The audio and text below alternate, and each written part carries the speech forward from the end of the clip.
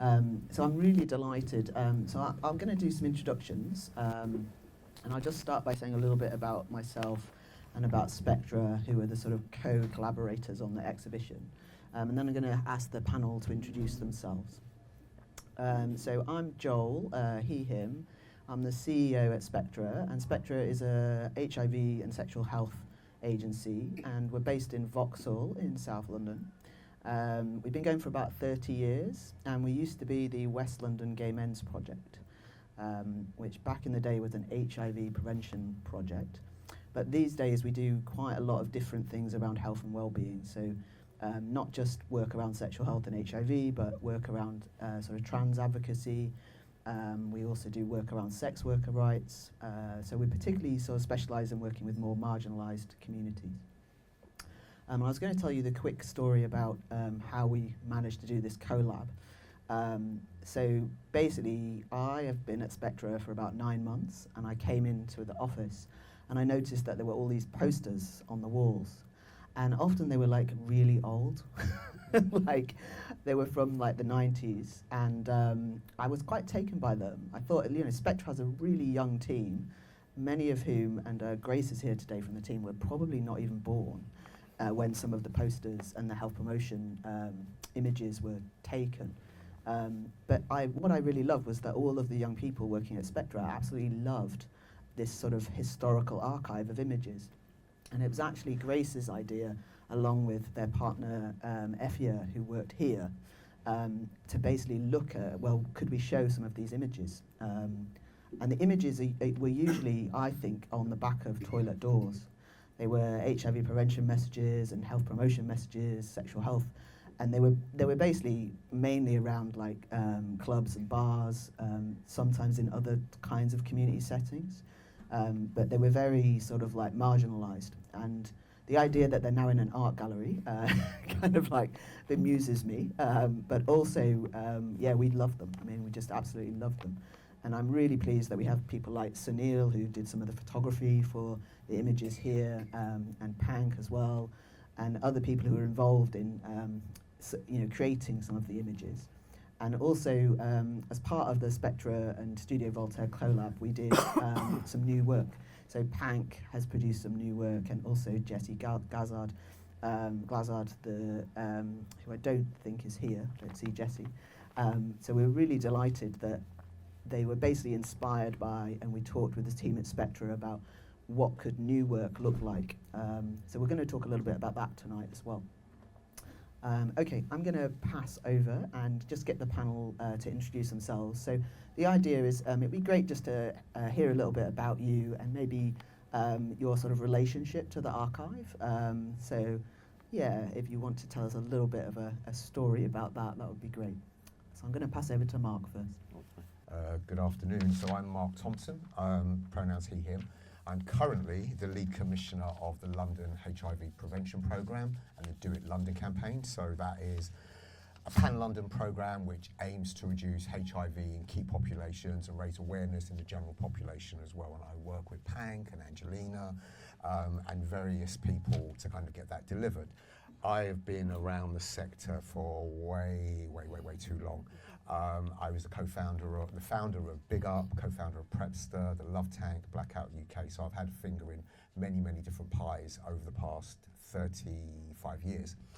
And my relationship to the exhibition, to the archive, is that there's several pieces of work that I've either commissioned or project managed, which sit in there.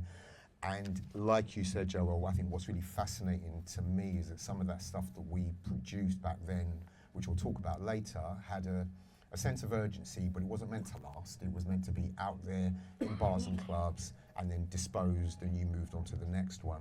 So I'm really delighted that it's now part of the archive here, but just the National Archive as well. And for me, my particular interest is around communities of colour, and then even more specifically around black gay men. So I'm delighted to see some of those images here and really looking forward to what we're going to talk about today. Thank you very much, and thank you so much, Ajoa and Marc, I guess, for the invitation to be here today. So my name is Angelina Namiba, and louder? tend to speak You very just softly. have to hold it really close to you. And It's I was a bit actually- awkward. Can you hear me now? So Angelina Namiba, and I am a founder member of a small charity called the Forum Network of Mentor Mothers Living with HIV. It's a perinatal peer mentoring project working with mentor mothers to support them around their peers around the pregnancy journey, but also for their own professional development. You notice I say with, because we believe very strongly in working with women rather than for women or at women. But I guess my connection with the exhibition is really a personal one, because I was diagnosed with HIV some 30 years ago. And so in a way, it's, for me, it's around, those are the posters I saw in those days. You know, that's the information I saw in those days. So in a way, when I went into the room, it kind of took me quite back. But so I've been involved in the HIV sector pretty much soon after my diagnosis. I've been working in HIV and sexual health for the past 30 years, close to Marc, and I've been involved in one-to-one support, managing service delivery, but I'm also a very strong advocate for the meaningful involvement of women living with HIV in places and spaces whereby decisions about our health and well-being are made. And finally, I just want to give one quick plug about representation. I'm also a co-author and co-editor of a book called Our Stories Told by Us, which is around celebrating the African contribution to the UK HIV response, whereby we tell our stories in our way, shaping the narrative to show how African people have been involved in a positive way to the HIV response in the UK. I think that's enough, isn't it? Hello. My name is Grace. I work in research and performance or monitoring at Spectra and also at the Trans Learning Partnership, which is a research organisation by and for trans people. I'm also a freelance gardener. It's not relevant. My relationship to the exhibition is that these materials were created before I was. And I think in many ways the organising that the people around me today and also in the posters very much formed how I've come to understand myself as a queer person. Living in the UK at the moment, we're still very much in relationship to it, so I think it's just a very important archive. I think that's all. Hi everyone, my name is Pank Sethi. I am the Service Delivery and Community Engagement Manager for the GMI Partnership. The partnership is made up of 3 different agencies, Spectra being one of them, Positive East and Metro being the third. We currently hold the London HIV Prevention Programme contract, and so Marc is our commissioner, and we use our team to go around to various different sites across London outside of clinical settings to provide prevention and testing services for STIs as well as HIV across the whole of London. My relationship to the exhibition is I am also one of the photographers that was commissioned for one of the new pieces, and it was as a result of Grace and I having a conversation about the archive pieces and how excited I got when I listened to what was there, and it was that really did sort of galvanise me to want to be a part of it, and I'm so pleased that Spectra and Studio Voltaire chose me as one of those photographers to be able to actually be a part going forward. So yeah, that's me. I'm Sunil Gupta. I'm very old because as was said, it was a long time ago in the 90s, but actually for me a long time ago is the 80s. And so my relationship to this is obviously, well, my work is in it from then, and also I've had a kind of relationship with the Studio Voltaire and the project behind all of this, which is, forget what it's called, something, isn't it? Yeah, so I've done some work around that. So basically, I came to this country from India via Canada and as a migrant, and I got very involved with Black arts in the 80s. So I got involved with race and representation and trying to create pressure groups and lobby and so on. Ended up co-founding an organization called Autograph ABP, which still lives to this day, which is around lobbying for Black photographers rather than Black photography. That's another discussion we can have. It's not the subject, it's the maker. And so I went to an AIDS and photography meeting in 1988.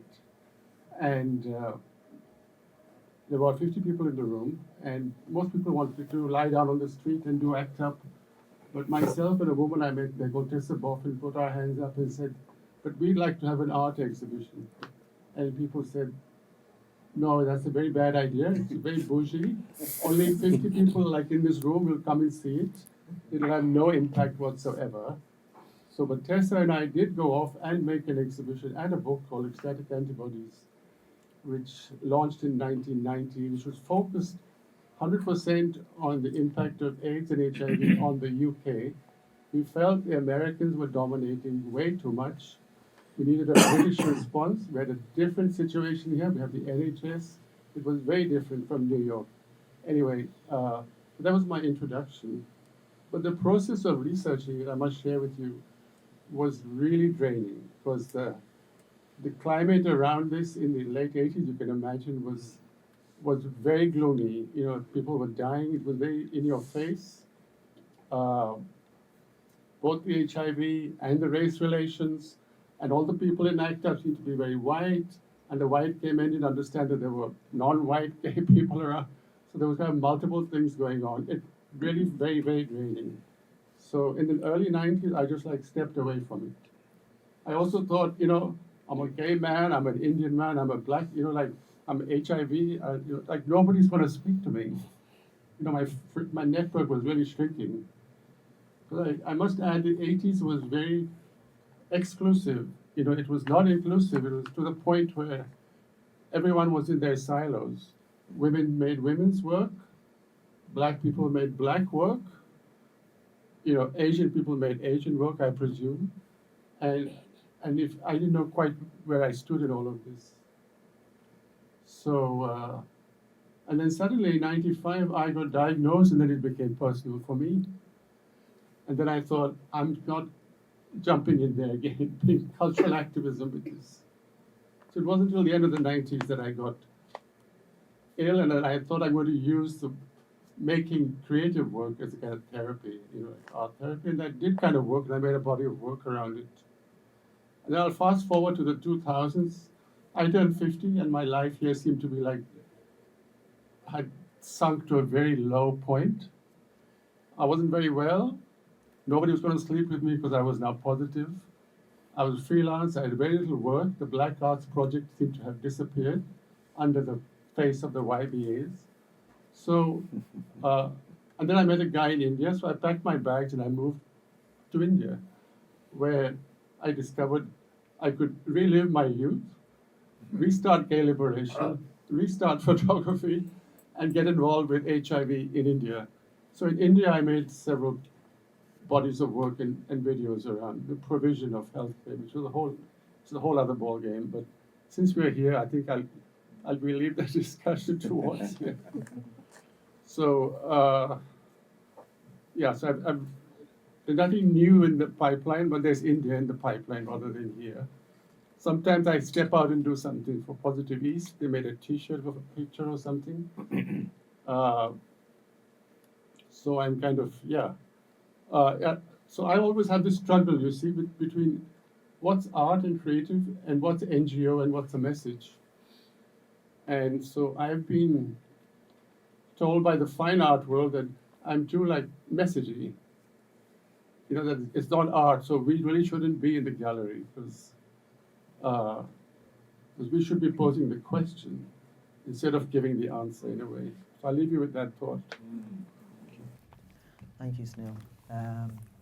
And thanks to everybody else in introductions. I think it's a good place to sort of follow on from what Sunil was sharing a little bit about, you know, what was it like in the 80s and 90s. So we have this question, which is basically the archive does evoke the sexual health landscape and HIV landscape of that time. So I was wondering what kind of did that feel like for those that were experiencing it, and also maybe something about what might have excited you about that time. And if you didn't experience it, Grace, and Marc, you're very young. I was really young. Then I guess it'd be really good to hear, what are your impressions of it, and maybe what excites you about it. So Anybody want to go first? I'll go and get it Yeah, out of the great. way. So, I mean, as you've heard, it was really a different landscape then. But then there was also a lot of agency and urgency, both from advocates and activists, because we really wanted, there was so much we needed to do to work together to actually make sure that we survived, we lived well, but also in terms of the healthcare providers and even pharma, they were working really hard to make sure that we had treatment that worked well, that didn't have so many side effects. Because if I think back around that time, just before the early 90s, the treatment, I'm talking about HIV in particular, the treatment that we had to treat HIV was often quite toxic. You know, we had really bad side effect profile. People, you know, but then we just wanted a treatment that would keep us alive. And so we had that. But then in the background, people were working hard to make sure that we are getting better and better treatments.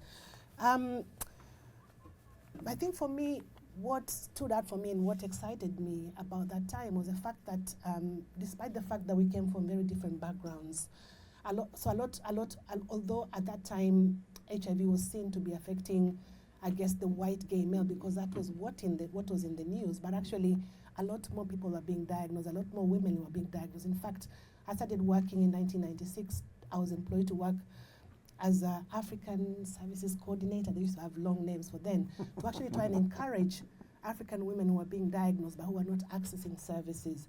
So, but what I liked about that is the fact that when I was initially diagnosed, it was the gay men, the gay white men, who helped me to survive, who showed me how to thrive, who showed me how to, you know, to carry on with my life. And so I liked the element of the fact that we were working together. It was HIV that brought us together, but actually communities learned to work together and support each other. The other thing that was, I think, for me I guess it was exciting in that time, was we had a lot of funding for services, for treatment. I don't know whether it was because a lot of people were still dying at the time, but there was a lot of goodwill and there was a lot of funding for services, unlike what it is now. Things have kind of dwindled. And for me personally, I'll just say one more thing. There's lots more, but I'll say one more thing so that other people can have an opportunity to speak.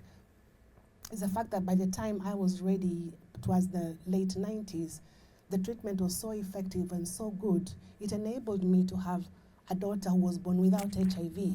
So for me, that really excited me. So I have, you know, a daughter who's 27 years old, born without HIV. She's a singer-songwriter. Her name is Hamza, if you want to listen to her music. But that is something that excited me and a lot of people, the ability to be able to not pass HIV onwards. So that was, that's what excited me about the time. I mean, I'm really glad that we started in the 90s and not the 80s. And the reason I say that is because say 1992, many of you will be familiar, and if you're not, you know, look it up. It was a shit show. It wasn't great. I mean, there was nothing. I mean, 87 was the Tombstone ad, and that was the government response, the leaflet for every letterbox. The community weren't involved in that work, and if we were, it was there was only like one big charity, Turner Higgins Trust, who, you know, were able to put information out and I mean, myself, I got my first bit of information from a leaflet produced by the Turner Higgins Trust in like 1987. So in the early 90s, we start to see this huge shift with community taking a little bit more control. And if you look through the exhibition, you'll see a couple of adverts, a couple of campaigns which were produced by what was then called the Health Education Authority.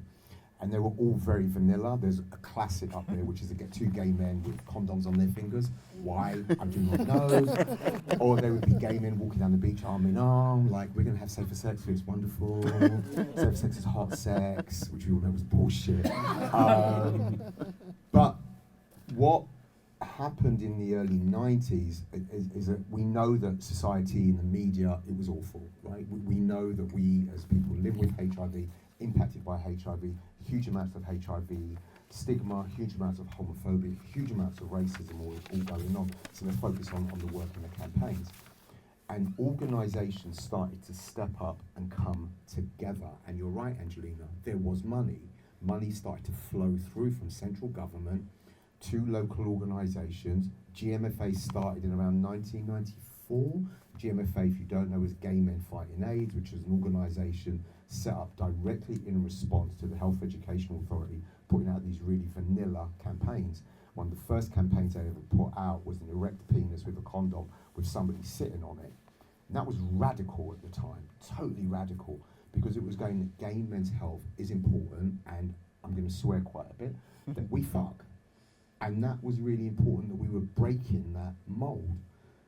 And then what started to happen is that more and more organisations started to come through and go, actually, we're going to do this. But then organisations like Big Up When Necessary and Blackliners, you'll see some of the work here, because those organisations, let's call them mainstream organisations, weren't attending to the needs of people of colour.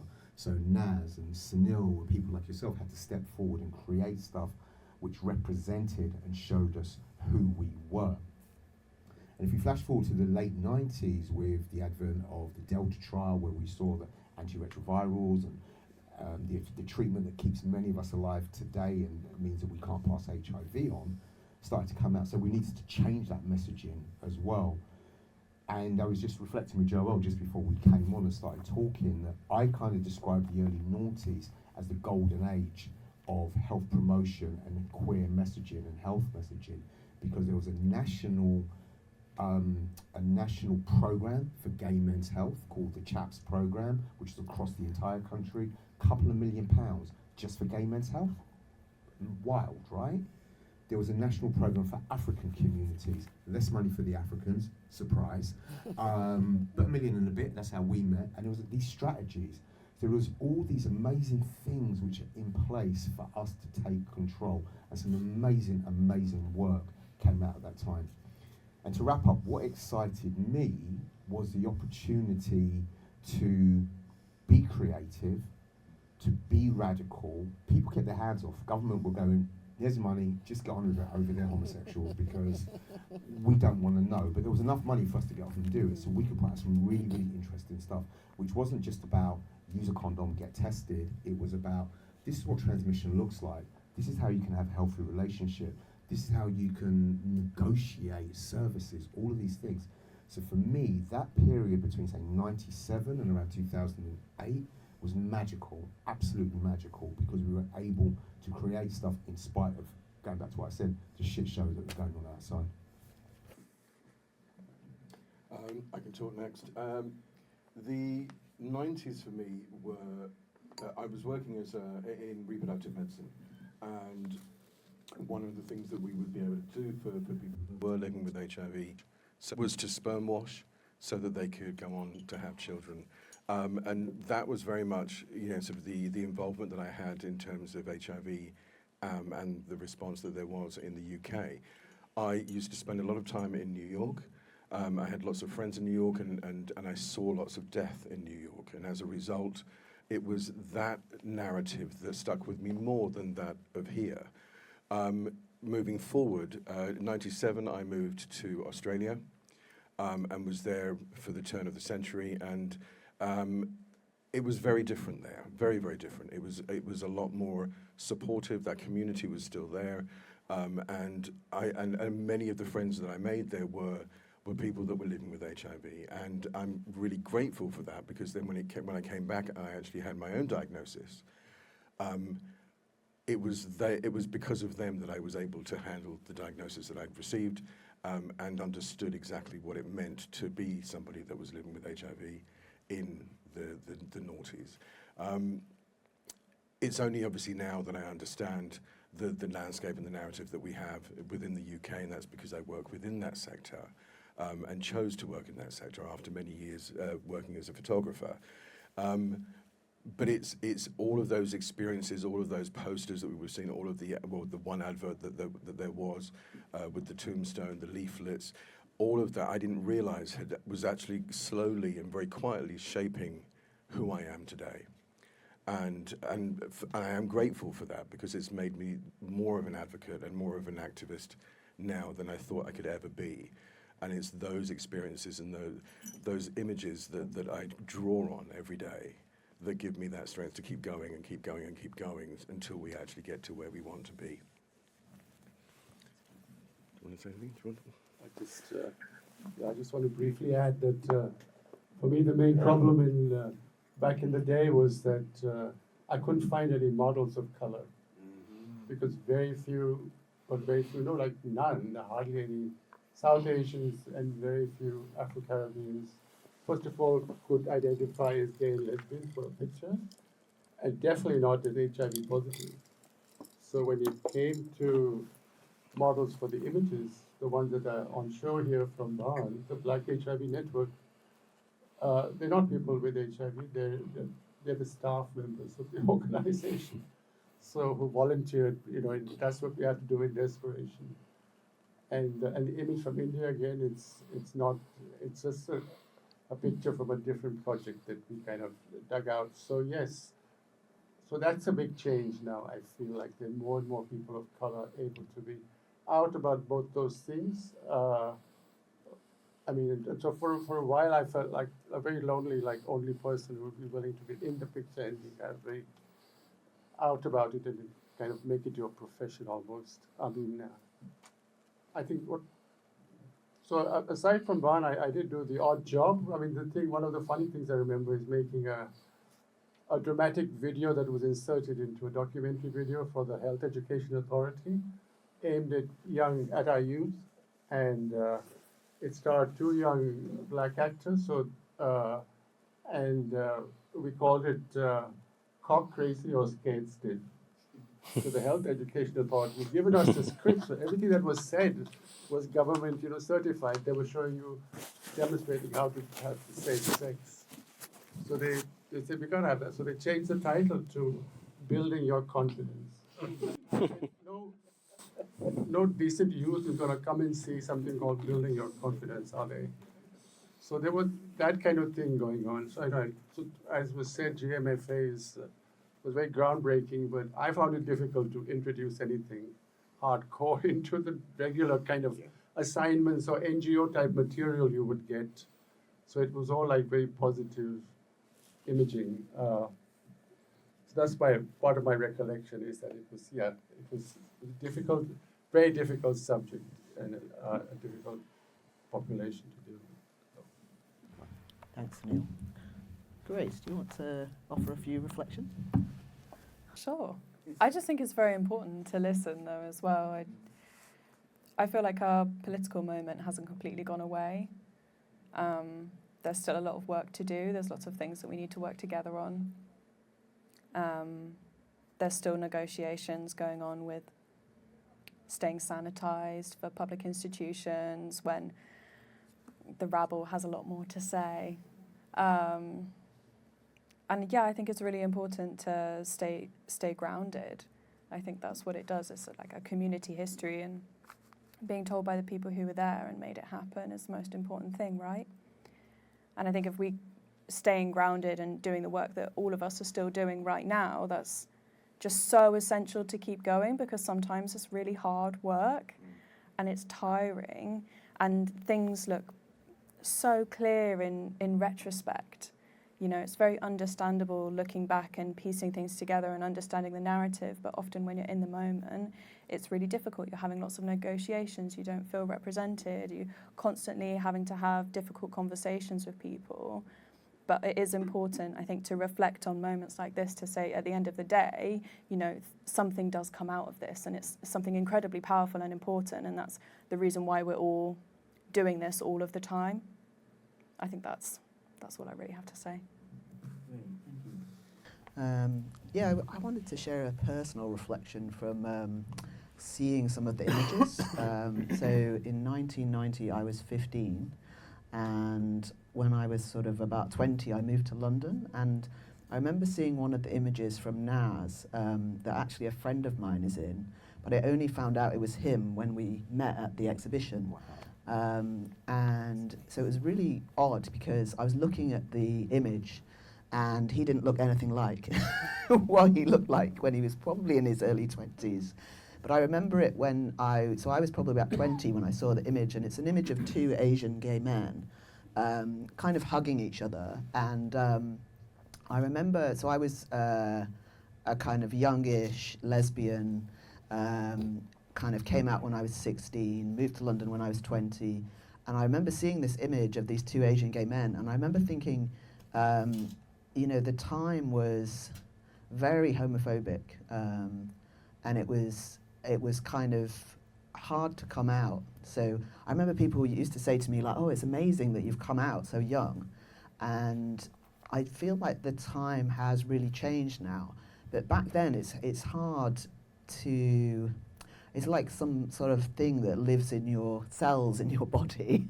This incredible onslaught from the media, this incredible kind of vitriol from right-wing politicians. And of course, you don't have to sort of step back in time to have that, do you? Like I was thinking, so these days I live as a trans man, and you know, one of the things I'm really aware of is this kind of huge backlash towards trans people. And, you know, I think I've been very aware also of just our politics around migrants, which I just don't think has changed at all in the past 30 or 40 years. And it's like the background, in a way, to our experience and our work and our lives. You know, if you're not careful, it can just really get you down because it's such a hostile kind of environment. But I remember seeing this image, and my friend Kim is in the image. I remember thinking there was something about being a kind of youngish white kid looking at these two Asian gay men. I remember thinking like, oh, it must have been harder for Kim and the guy in the photo to be in the image. That was my projection. I mean, it may or may not have been harder, but what it did in me is it kind of drew something out in me, like a sort of pride, you know, like, oh, wow, like, you know, people can be out, and from all different backgrounds and all different kind of family contexts. And that really kind of drew me on more. And the other little reflection I was going to share is, so I was thinking this morning about coming here, and I was actually thinking about Julian, who's sitting here in the yellow. And it's because I was remembering sort of back in the day when I first really got involved in HIV work. And I had this great job with Julian where we would run all over the country kind of talking to people with HIV, very activist. There was lots of swearing, there was lots of drinking. And I remember Julian kind of, well, in a way, like schooling me on the kind of etiquette of, you know, what it was like I'm HIV negative, and what is it like to be with HIV positive people, particularly during that time, although today still the stigma is so strong. But I remember Julian saying like, oh, you must tell these people that you're HIV negative, because it makes such a difference for other people with HIV to meet other people with HIV, but it makes such a difference if I'm just clear about the fact that I don't share that experience. And I always remember it today because sometimes I forget to share that I'm trans, and I think it does make quite a big difference. And of course, lots of people are not as privileged as I am to be able to do that. And but you know, it's like a reminder, and like seeing Julian here today is absolutely delightful. He has such amazing memories of yeah, really, it's like the school of kind of growing up in our community, really. And yeah, in a way, I think yeah, this sort of exhibition, you know, it just really evokes those times for me.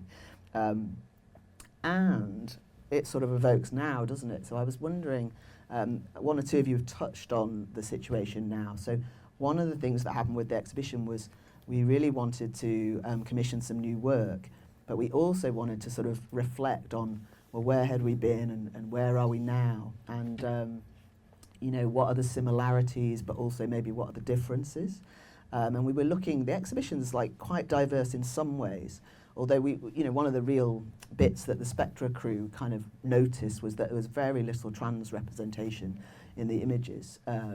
But yeah, so just wanting to know about sort of reflections about, we've talked a bit about maybe where we've come from, but also, you know, where are we now? Where are we now with sort of sexual health promotion, with these campaigns, and, you know, maybe what's missing, what's in, what's, yeah, what sort of draws you now? You know, what's alive for you?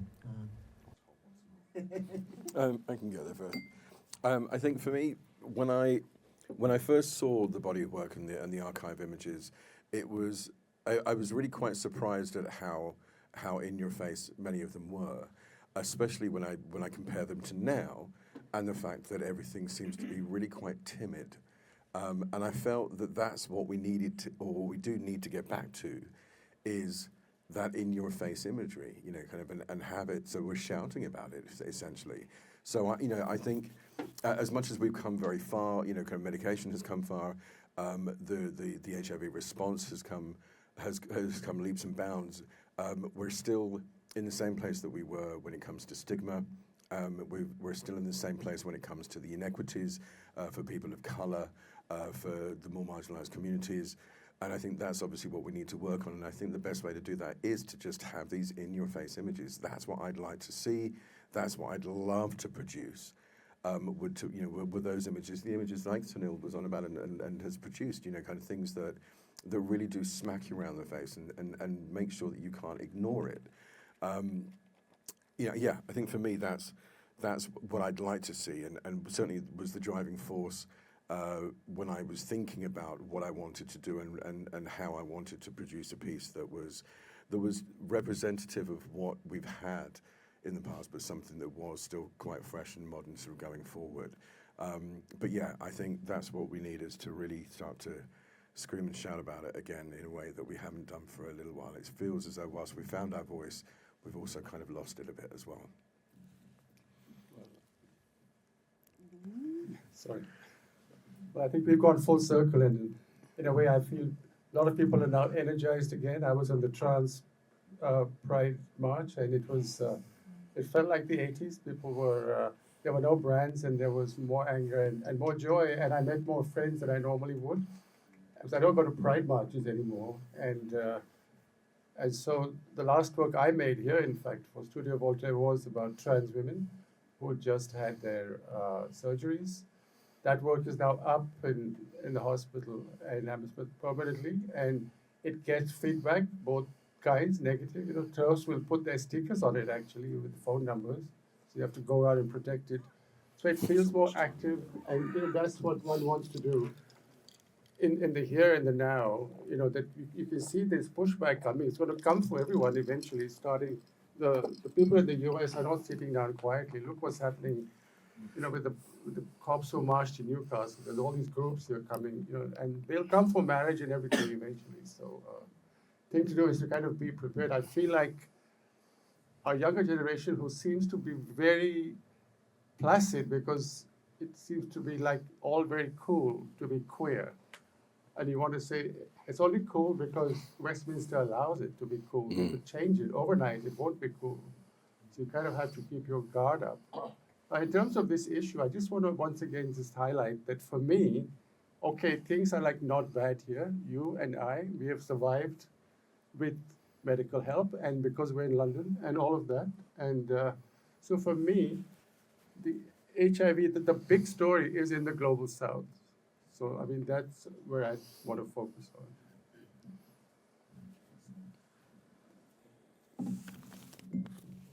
I did have a thought, just listening to both of you actually as well.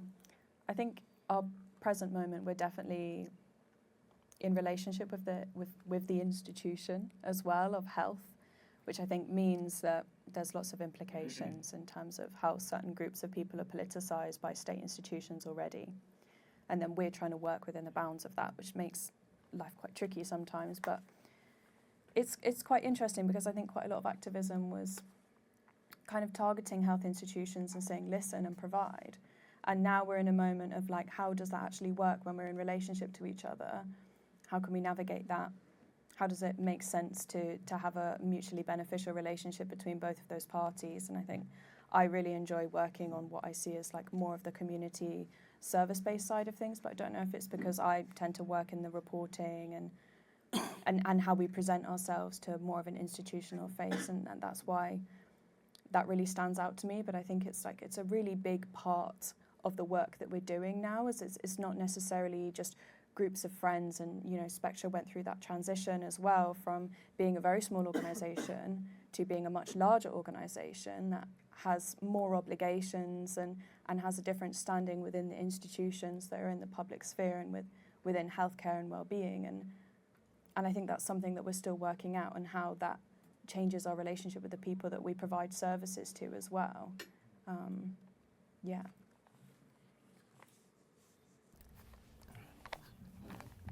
I mean, the biggest thing that's changed is money. I mean, that's the thing, right? There was a lot, we've reflected on that. There was a lot of money in the 90s and the noughties, and there isn't. And so I'm a commissioner. which means that I, commission services, and I commission GMI, which are three individual organisations. 20 years ago, those individual organisations would have run their own campaigns. They would have had money to do their own posters, their own leaflets, their own X, Y, Z. Now there's no money for them to do that at all.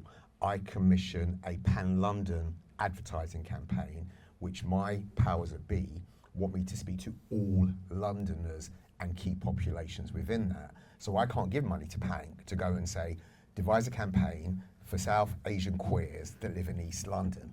That doesn't exist anymore.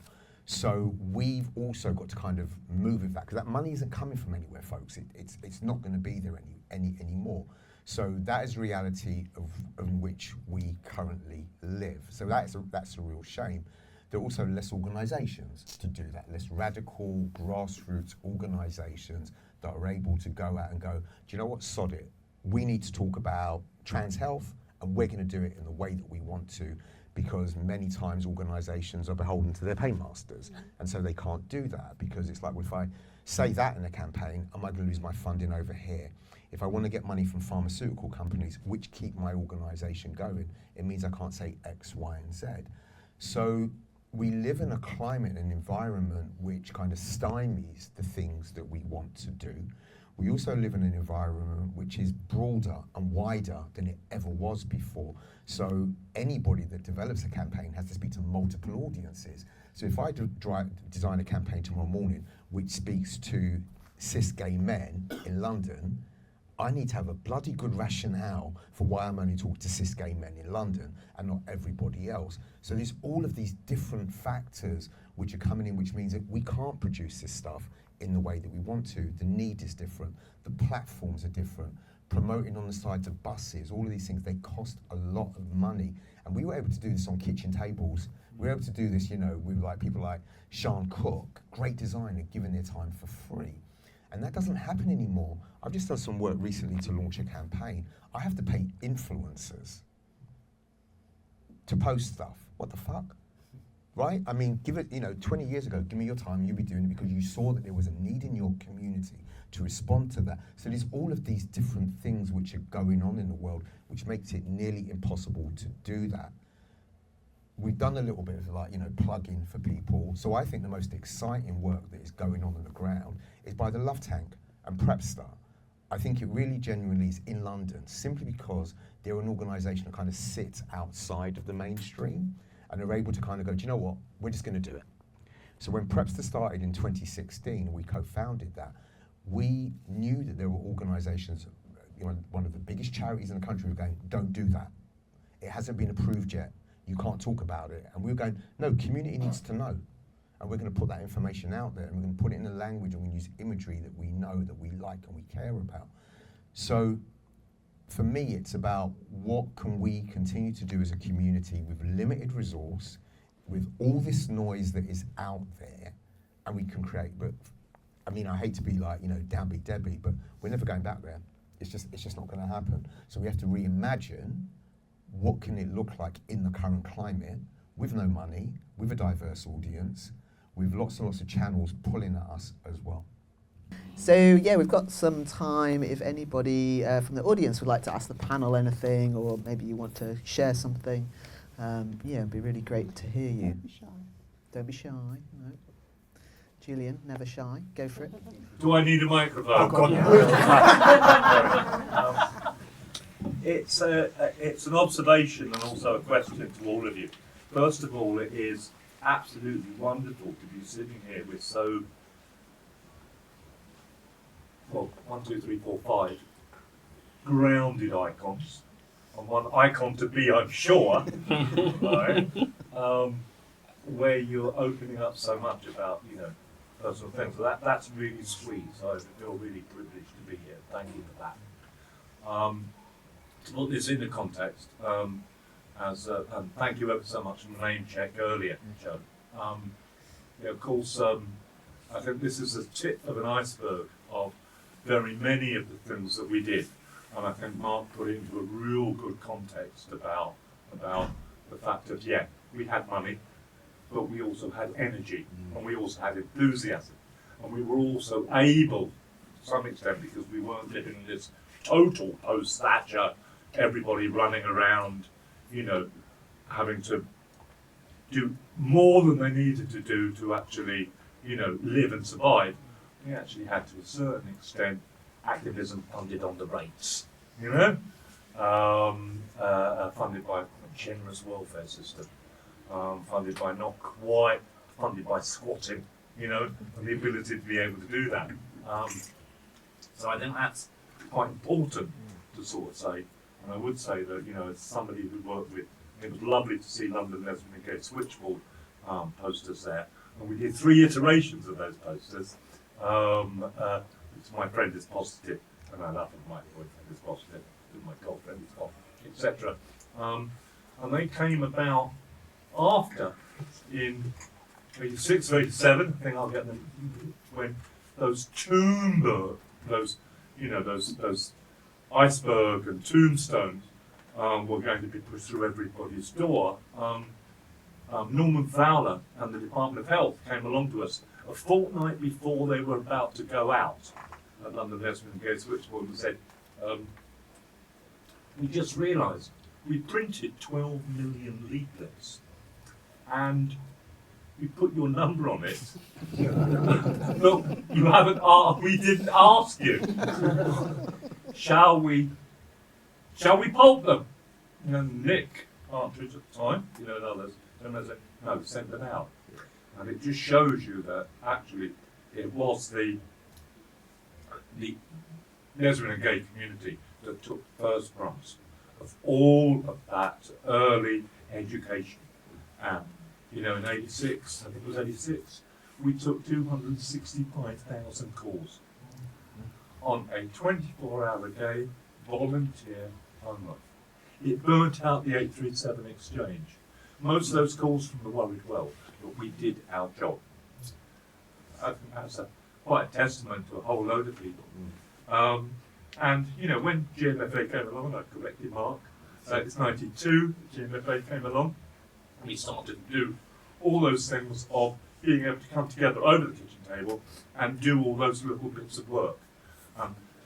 Sometimes we had all those people who, through early gay liberation that happened in the 80s and, in the 70s and 80s, people who were funders, like Marc 20 years ago, like Simon Hall, Will Upster, who were gay men, who actually pushed the boat for us, and found some money to do things to protect our community.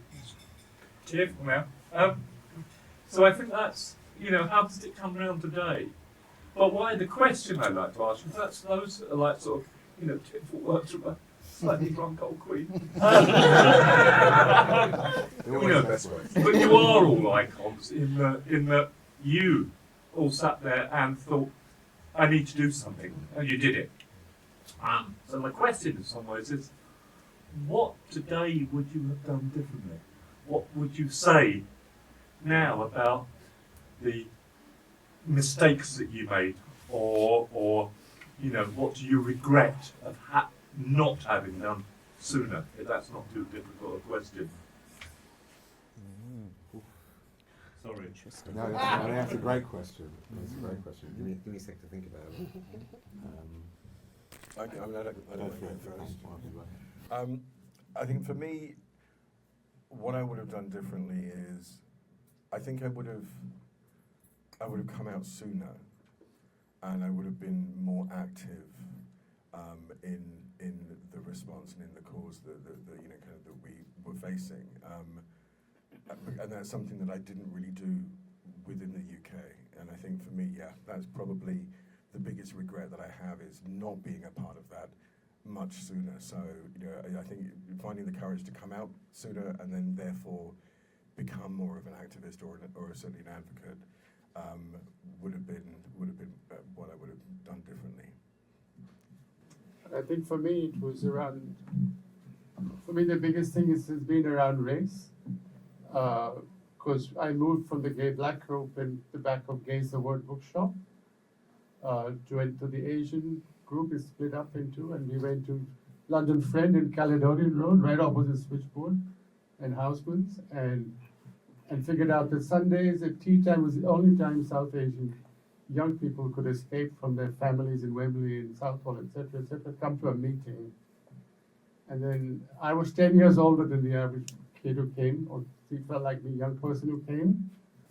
And I got very impatient with them because they refused to come out.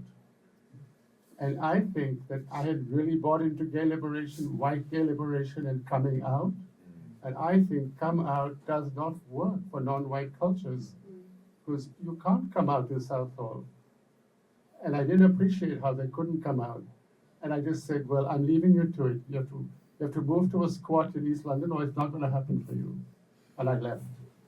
I think that was a bit cruel and short-sighted of me. You go first, and then I'll finish on a positive. Oh, right. I'm going to try.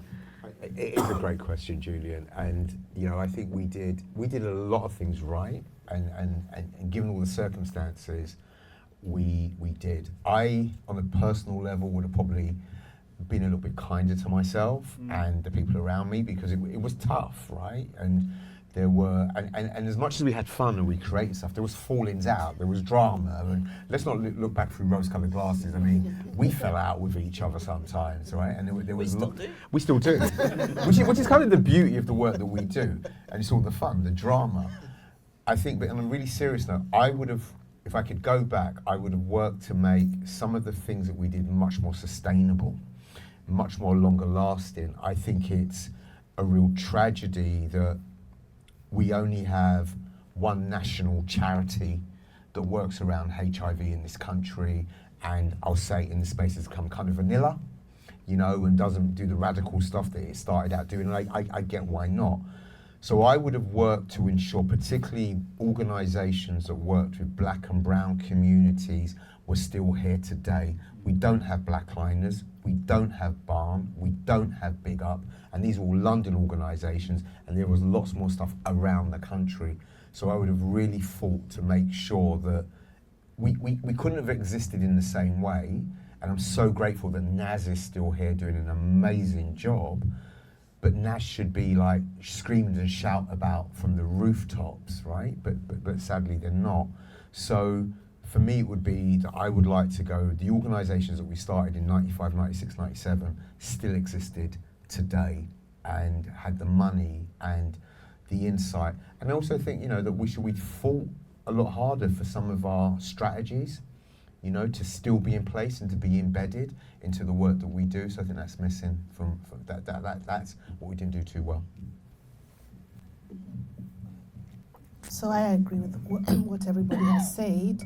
But I think in a way I wanted to finish this bit on a positive note, because thinking back to when I first started, what I guess I did different was, firstly, if I think about the early mid 90s, there wasn't, talking about HIV, there weren't many women who are living openly or were public about their HIV status. And we need to see people who look like us out there for us to be able to engage with services. And so there weren't many women open about their status. There were even less Black African migrant women who open about public about their HIV status.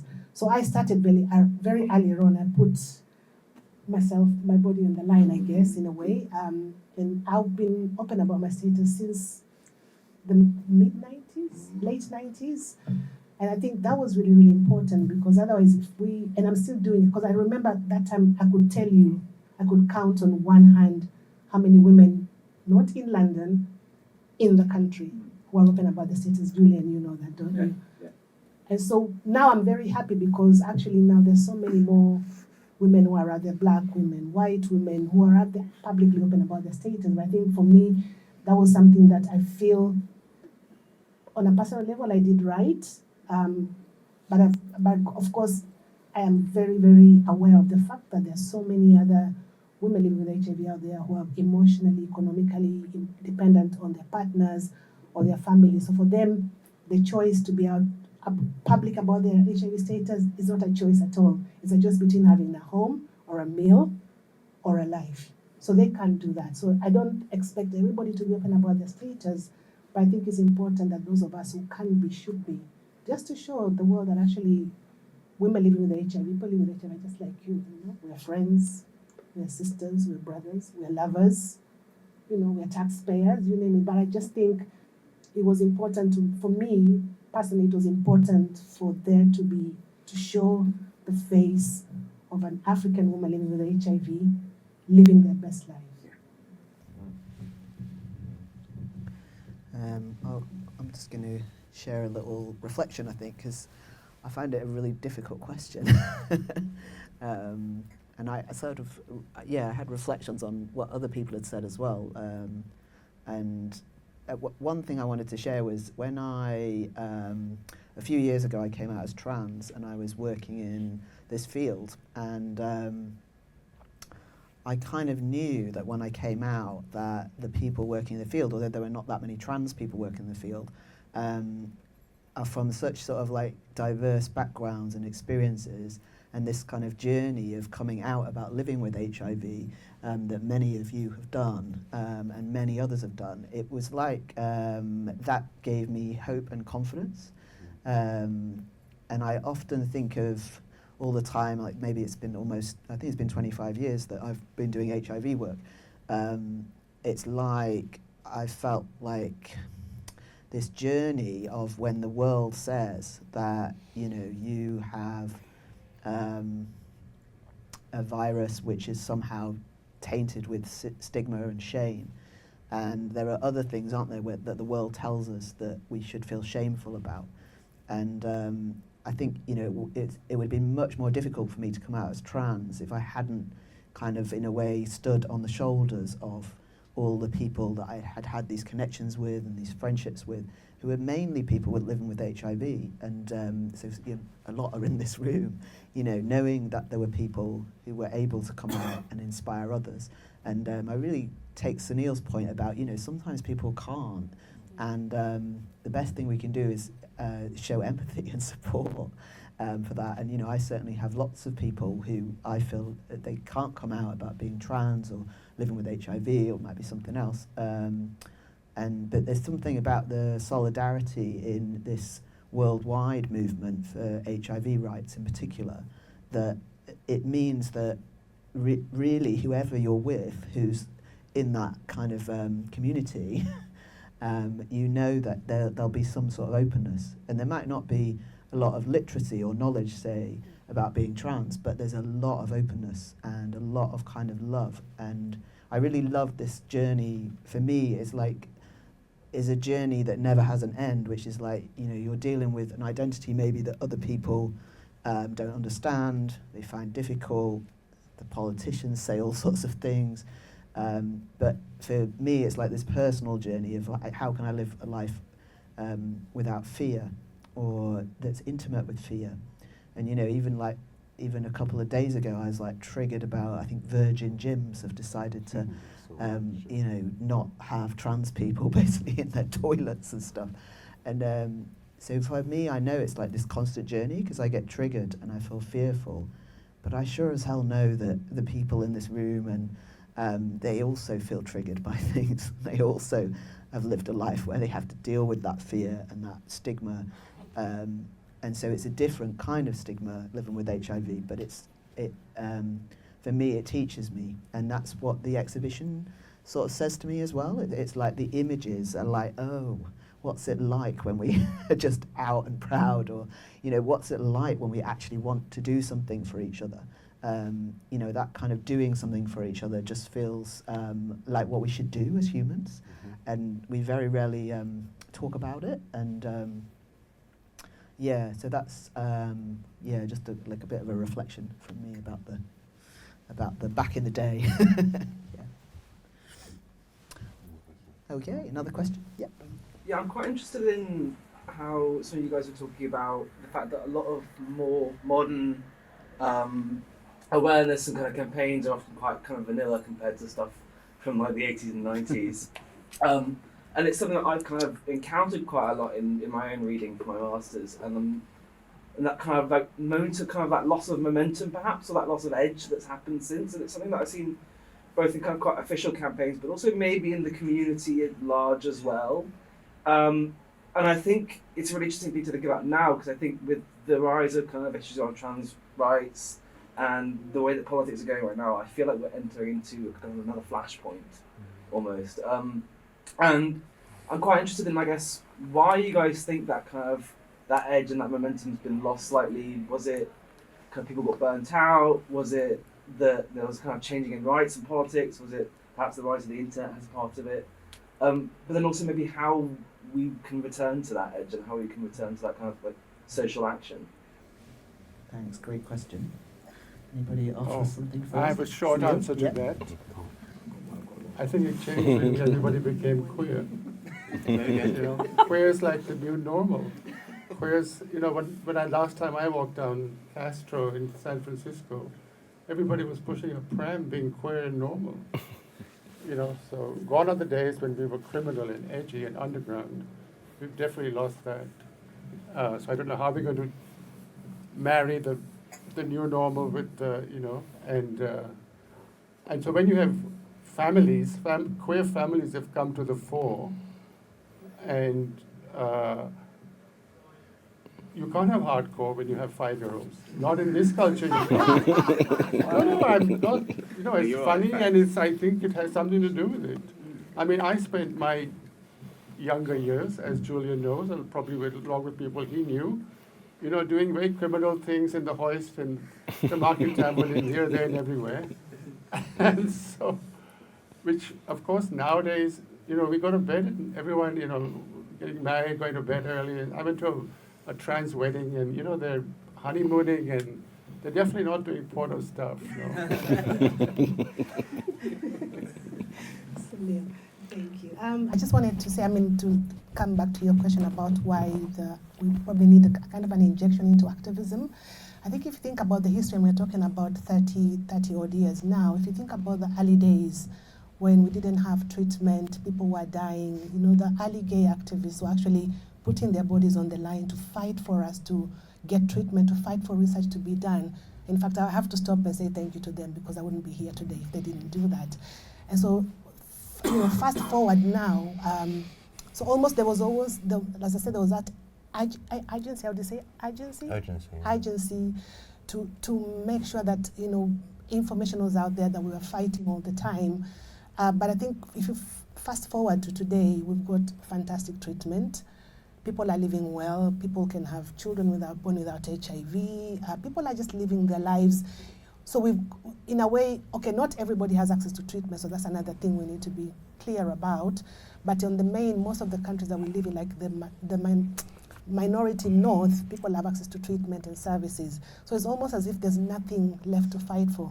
But actually, in reality, as you say, there are, in the global south, in the majority south, there's still people who need access to treatment. And the way things are changing now with, we shall not name his name, and the stop work orders, that's impacting on people's lives. And it means that people are going to die.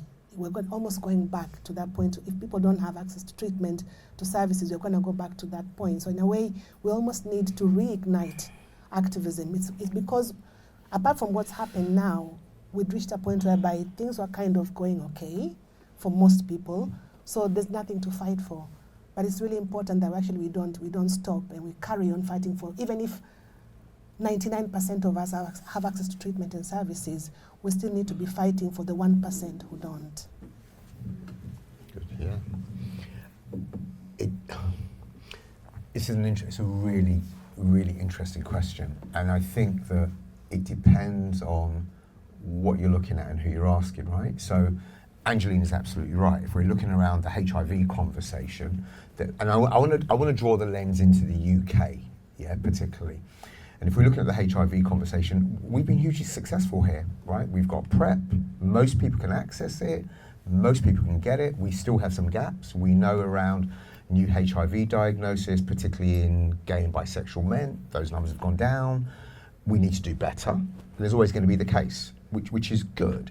So in some ways, we're not as emboldened and as energized to do that work around HIV in the global north and in the UK. You know, we don't have to have that fight in the same way. And the last time there was a big activism movement in the UK around HIV was around PrEP access. From 2016 to 2020, when we got PrEP available in the NHS. Great, we've got it. Whoop! and we just carry on and bear back for everybody, right? So we don't have to really worry and make a big noise about that huge success. But I'm actually really, really encouraged by what we see going on around trans rights in our community. The fact that how many people marched the other week? There aren't campaigns, there aren't posters, but those placards are fucking amazing.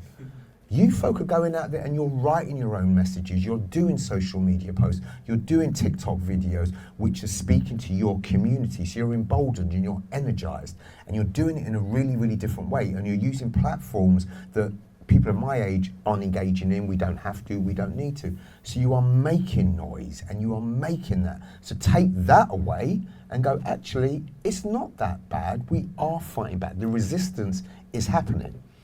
My challenge, though, is how do you bring that together? How do you build coalition? There is more power in numbers. So you go and march a few weeks ago, great. What do you do next? How do you then get 20 of your friends together to start crowdfunding? How do you get together to start building organizations? The Love Tank started really simply because there was the, when Putin and Russia started to enact really homophobic laws, we created some t-shirts which were piss on Putin. We sold those at a demonstration, and all that money went to buying binders for trans men. That's what you should do. That's how we build community. That's how we build activism. So actually, when I look at the UK, yes, government shit. Yes, we know all of that. But I think the kids are all right. I think the kids are doing some great stuff. It's how do you take that placard and make it into a coalition, make it into an organisation, get your money, and start supporting each other. That's how it works for me. Thanks, Grandad. So Sell some t-shirts. Sell some t-shirts. Grace, do you want to come in on that one? Yeah, I did. I was just going to, another example, just bouncing off what you said. For example, the Outside project, their Trans Winter Night Shelter, is completely crowdfunded because they knew that there was a need. They weren't able to find the funding, and that was completely community provided. And that comes with all of the catches. But, you know, these things do exist, and maybe they've changed location, as well as like decriminalisation of sex work is incredibly important. And there is a huge amount of momentum for that at the moment, and there's a huge amount of organising going on for that, and that does have a bearing on HIV. And I think, you know, perhaps if we're seeing less momentum in these campaigns with the people in this room, is because perhaps the people who aren't in this room are the people who are also doing some of those things as well at the moment. So I did think, to be fair, like, there's an element to which perhaps these things are visible in different ways, because so much of this work around activism and exposure and kind of information dispersal is digital now, and that's just something that is inevitably less visible in the environment, you know. Yeah, definitely. I feel like the perspective of something, you know, thinking, wow, this ephemera has the capacity for change, this could be impactful, this could be meaningful, that almost gives it meaning in a sense. It's very productive, if you don't want to do anything, to look at what's out there and say that it's trivial. Whereas if you actually considered, wow, this could be really important and that could really make a difference in someone's life, and that was meaningful to me, perhaps it's more of a vulnerable position to be in, but it's kind of required if you're going to go ahead and make any change as well. I think from my perspective, and I'm going to talk about this as somebody that has not worked in this sector for anywhere near the length of time that much of the panel has. I think sort of, you know, kind of the reduction in funding that we've seen has played a part in that. You know, you know, you're almost having to sort of pander to your funders to make sure they're happy with the money that they're, you know, spending on you, and I think that plays a big part in the type of imagery that we might have, or the type of posters we might produce. So, you know, I think that there is that element to it as well, you know, as well as everything else that everyone else on the panel has said. I do think that, you know, and that's what I've noticed, is that we kind of have to play their game rather than completely playing our own, if that makes sense. Well, can I just say a little more about, I'm interested in this as an image maker. And what I'm seeing is that we're not having those internal debates that we had then. And one of the big ones in the late 80s and early 90s was amongst the women and amongst lesbians who were arguing for and against pornography. And it was all about sex, and how, because that's what I understood your question to be, that the visuals these days have become vanilla. That's what we're talking about. Because those great debates haven't gone away. You know, all the senior lesbians have become TERFs, and they're anti-porn. You know, so your picture of the hard-on with the thing, that's not going to work today. And whereas in our time, people fought for that. Because I'm involved with teaching and art, bloody blah. So my perspective is less government funding and more like where the kind of debates are and what we're looking at. You're right. What's coming through is like an overly cleaned up kind of version. You know, like, oh my God, you know, because the whole thing of looking at actual sex, people like don't want to actually look at the sex. You know, like what you're saying, like what actually goes on. And so I think we can only make it happen through perhaps creative voices and like, but where do we have the discussion? Because I remember some of the big discussions happened in Capital Gay, didn't they? We haven't got, like, where are our places where we have these discourses around what we like, what we don't like, and so on and so forth. My friend Tessa Boffin did performances in gay clubs where she and her girlfriend, she'd be on a crucifix, girlfriend fist fucking her, real blood coming out. This is in the days of AIDS.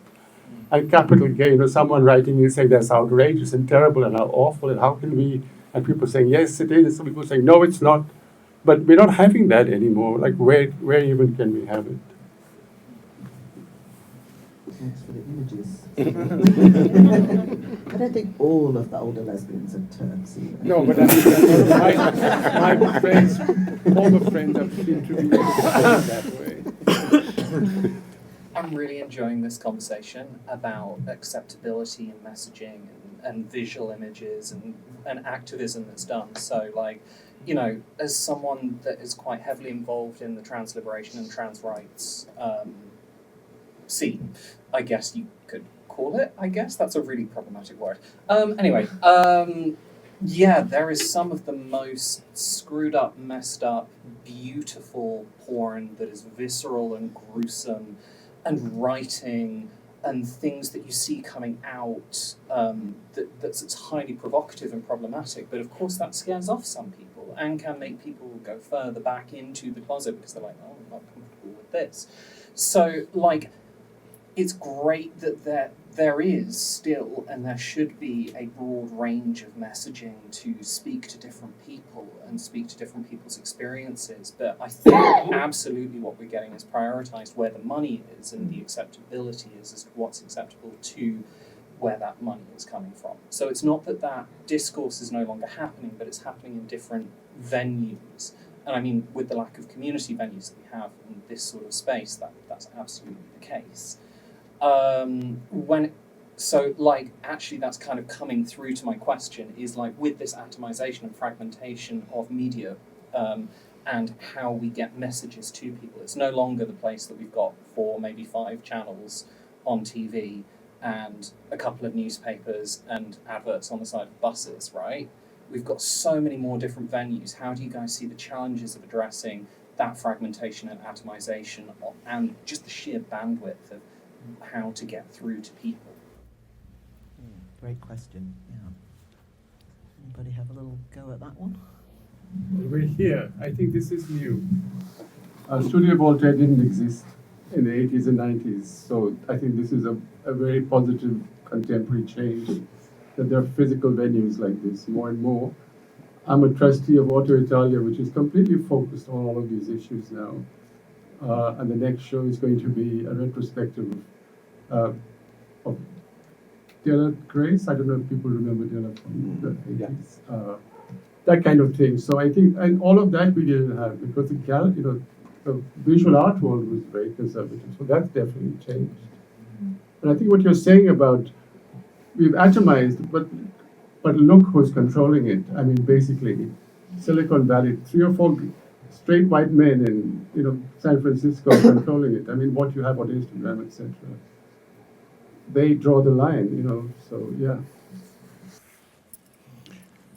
I think it's a great question. It's a really tough question to answer, but I think it is impossible to bring it all together. I think in today's modern world, you know, kind of we live in a world where everything has to be instant right now, and the moment we see it, have it, we want something else instead, and that, you know, that messaging is gone. You know, it's forgotten about. You know, we've created I think, generation of goldfish. You know, essentially. And so I think it's impossible to bring it all together in a way that is meaningful. So we have to look at what can we do in that space that's going to actually have an impact. And I think that's where having imagery that harks back to the 80s and to the 90s is perhaps a bit more is a bit more impactful. You know, because it is going to smack someone in the face. You know, and I mean, sort of, you know, from a photographer's perspective, you know, sort of the average time that anyone spends looking at a photograph now is 1.3 seconds, because they're just constantly swiping, right? You know, but what's required for an image to have an emotional, a physical, mental response is for them to look at it for approximately 3.8 seconds. So how do you get someone to look at something that is 3 times longer than they usually would? And there are a couple of ways that you can do that. Either have something that's going to smack them in the face and really make them just look at it for a sec, or have something missing. Because our brains, the way that they work, are like, right, there's something missing, what is it, what is it, what is it? By the time they've figured it out, that 3.8 second mark has passed. You know, sort of, so it's marrying up, you know, do we need to actually be in their face, or do we need to actually draw back and take something out that's going to make someone then think about it a bit more, so that it has an impact. You know, and I think maybe trying both of those ways is what we need to do to see whether any of them work, you know, or either of those work. But, you know, I think that's the only way that we can kind of bring it all together, especially in the TikTok world that we live in. It's impossible to get, you know, goldfish to spend any more time looking at something when they're just not used to that. And that's the world that they've grown up in. That's the world that we've created for them. And it's one of the failings that we have, I think, as Generation X, is the fact that we've created this generation that is so used to having what they want when they want it and want it now, and then they can move on. That, you know, sort of we've now got to then look at the repercussions of that, you know, kind of, and how we then get messaging across to them that is going to have some kind of impact. My colleague Will Nutland used to say, when we used to sit in prep meetings, I wish the dinosaurs would get out of the way, which meant us. Yeah. I don't understand TikTok. I got thrown off of the Instagram account because I locked it. I don't know. And we do live in this world. And I think the solution, or one of the solutions, we use a word in our field around co-production. We use that a lot. And for me, it's about coming back to you and going, okay, what is it that you want to do? How do we reach the community? Because when we started, as Julian said earlier, we were all energized, we were all young, we were all in our 20s and early 30s. So we don't know, right? And I hear what Pank's saying about the attention span and the generation and that goes after us. But I'm 56, I don't know. Oh, right? you're a youth. but there is the reality is that we need to work with younger communities, people like myself who commission services, who have who sit in positions of power, right? We have to come to people who are younger than us and go, okay, so what is it do we do? How do we capture people's attention? How do we engage? Is using explicit, in-your-face imagery the right way to do that? So it's about us letting go of some of the power, letting go of some of the privilege, and going, right, what is it we should be doing? You tell us how we are going to reach the communities that we need to reach most effectively. And many people don't want to give up power, right? And that's the struggle. As a black gay man in the 80s and the 90s and the noughties, we had to fight white gay men to give up power. And it was a tough job to do it. But we went out and we created our own. So I think we need to be in dialogue. We need to have intergenerational conversations of young people saying, actually, Pops, do not make that TikTok video, it's gonna look like shit. Let us do it for you. So it's about giving that power and asking people and co-producing. I'm going to I think I'm just gonna, yeah, I'll just share one thing and then I'll hand over to Grace, and then I think maybe we'll just have some closing comments. Yeah, so tomorrow I'm going to be at the London Buddhist Centre, and one of the things I did about 3 years ago was I set up an LGBTQI plus series of like meditations and events, and virtually everyone who goes there is in their 20s. I am way the oldest person. But one of the reasons why I got interested in that full spectrum of all of the letters is because I don't think we have spaces where we are together. And a lot of the younger folks, they want sober spaces. We went on a retreat recently. There was 65 people, sold out. And actually, one of the older women said to me, "I've never been in a space with this many queer people that wasn't on a march." And she felt really moved. You know, she was like, "Wow, we've just got 48 hours together." But it's a very sort of, you know, I think younger people do want different spaces. Like I gave up drinking when I was drinking with Julian, and it was all a bit too much, you know, in my late 20s. And I think people are kind of coming together. I know the questioner said that, didn't you? It's like you come together in different spaces. But one thing that motivates me, and I think it probably is from this work, is the sheer diversity of people who are involved in this work. And, you know, one of the big things that happened to me was realizing very, very quickly that so many African women in particular were affected by HIV so early on. It just meant that this kind of health promotion sector that we've got is just incredibly diverse and interesting when people are talking across difference and trying to collaborate across difference. And so for me, yeah, this thing I'm doing tomorrow, which is like LGBTQIA, it's like, I mean, we're still in a world, aren't we, where gay men are there and lesbians are there and trans folks are there, but there's something that happens when we come together, and I think that is represented in this work. And it's like you unleash the power and the energy, you know, the sort of liberatory effect of realizing that we're more than just ourselves in a way. So you know, yes, the internet, but also like maybe young people aren't taking notes from the internet at the moment. I think that's kind of a big deal, is that we have grown up with surveillance, like huge amount of surveillance, and my baseline is to expect that I'm watched at all times. So, you know, change making or interesting slogans or information, when you see it on the internet, maybe you don't look at it very quickly, but if you're going to take notice of it, you're going to have to check it multiple other different places. And, you know, I think that conversation is actually like unbelievable. And I think if we want people to be engaging with topics and we want to get the word out there, we want to, you know, spark something, we need to make sure that people are having conversations. So, you know, you and I, we both like to cook. And that's something that I think is really important to me, and that is a location that I think is utterly sacred. And I think people sharing each other's homes is very common, sharing food together, sharing ideas over food, sharing the homes themselves. I think, to me, that's where a lot of the communication comes into it. And I think that's where people's lives are overlapping, where they're sharing ideas, where these things are generated. That's where the energy is for me, because there is a lack of public spaces for us to relax together. So I think it's like, it's this over the kitchen table.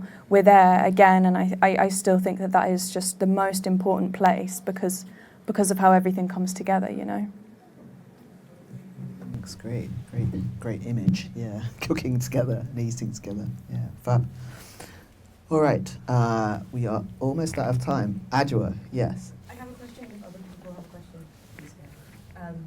Mine was more, I guess, it's interesting for me is like all of you on the panel now are like healthcare and advocacy workers. I want to just, what do you think is gained, but what do you also think is lost by bringing this into an arts context? And like, is it something that you think is necessary or beneficial? Is it something that you think is like a change in the time? Like, I think it's a really important or interesting conversation to have, but also really thinking through the nuances of like, why is this here? what does it serve? Who is it serving? Et cetera, et cetera. Yeah, great.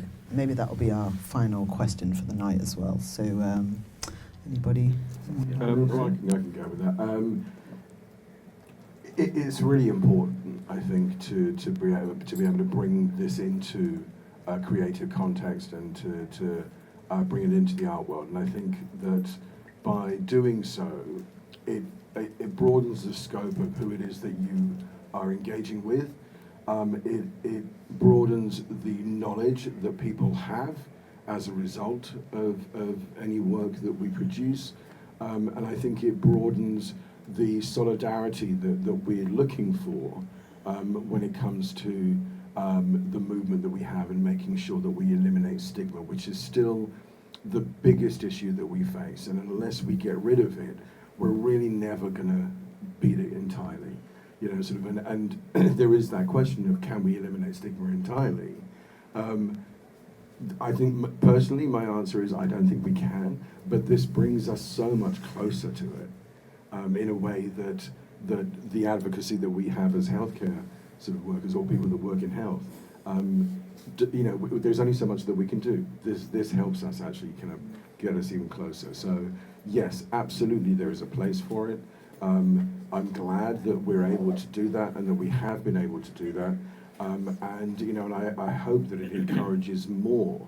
And over the years, we've seen, you know, a variety of different exhibitions. Sunil's, for example, you know, he's such a great advocate and a great voice for that. And I think that sort of the more that we can see that now, the easier it is for us to change that narrative, especially, you know, when it comes to minoritized groups, people of color. I don't see many people like me standing here having these conversations. And so for me, it's really important to be able to do that, and to be able to do that not just within the field of health, but within the art world as well.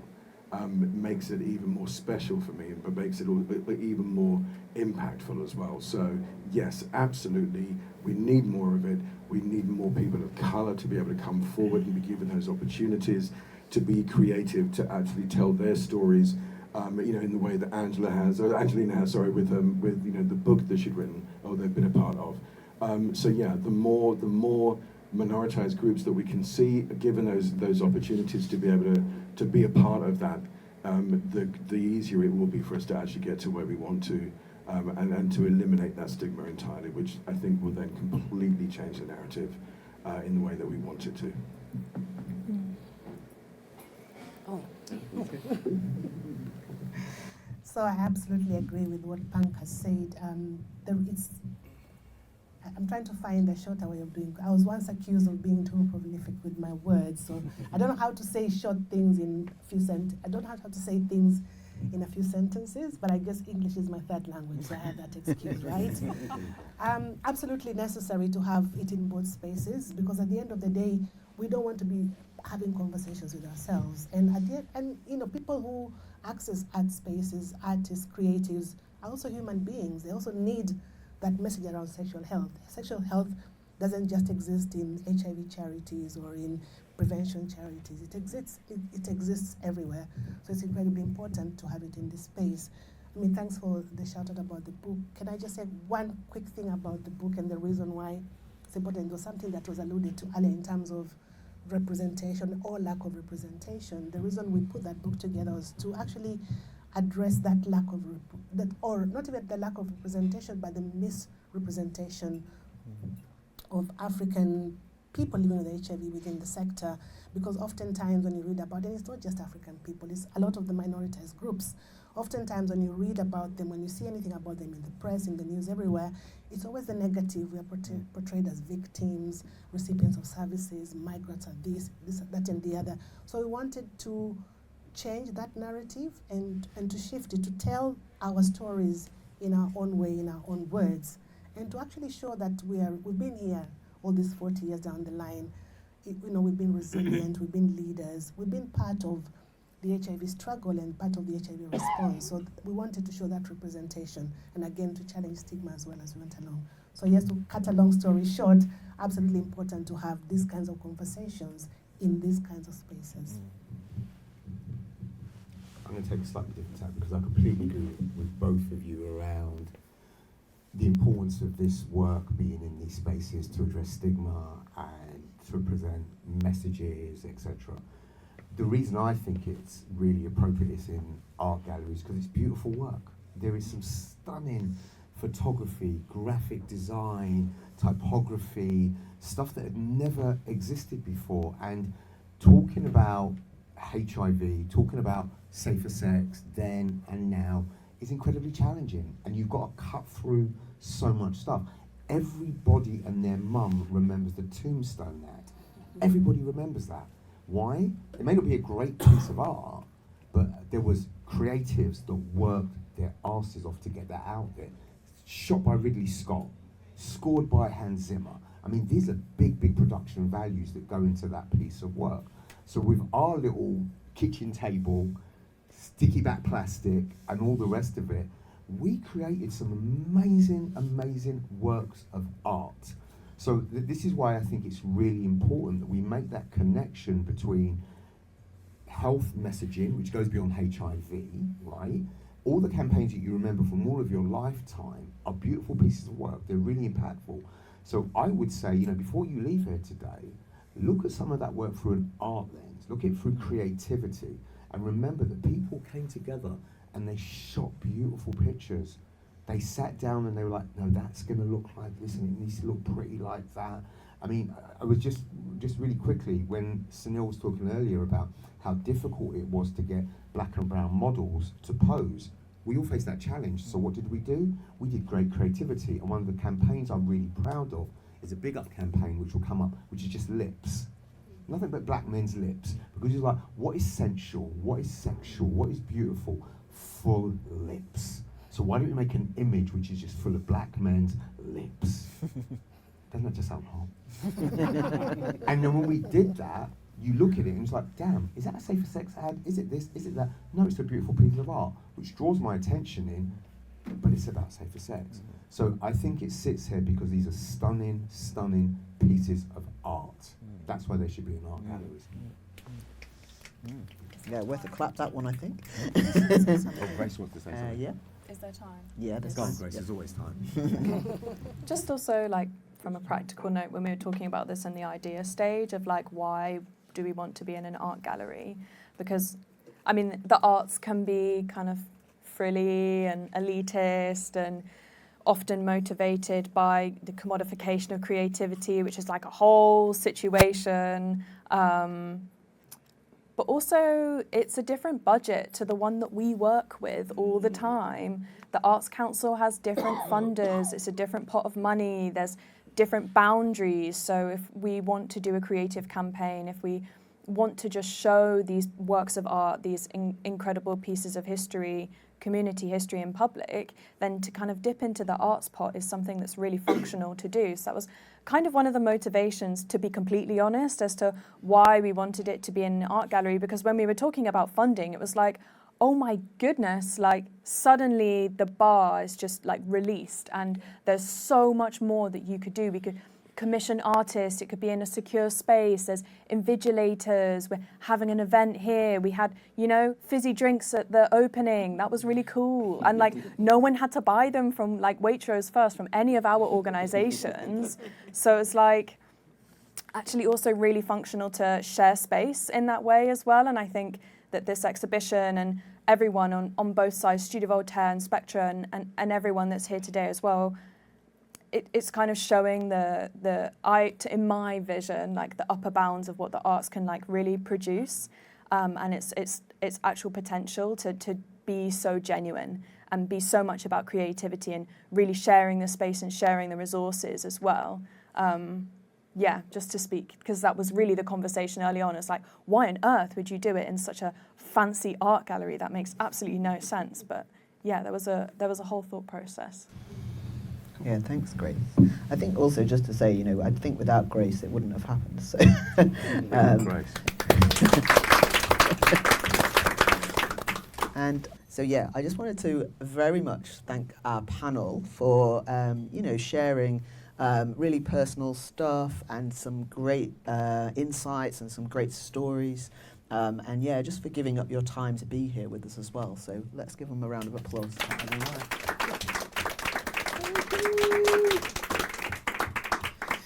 And very much thank you to you. It obviously wouldn't have happened without you. So yeah, thanks so much for spending your early Saturday night with us. And yeah, I think there's still time to have a little bit of a look at the exhibition if you haven't quite taken it in. And probably another drink and a bit of fresh air in the garden as well. Enjoy that. So thanks all for coming. Thank you.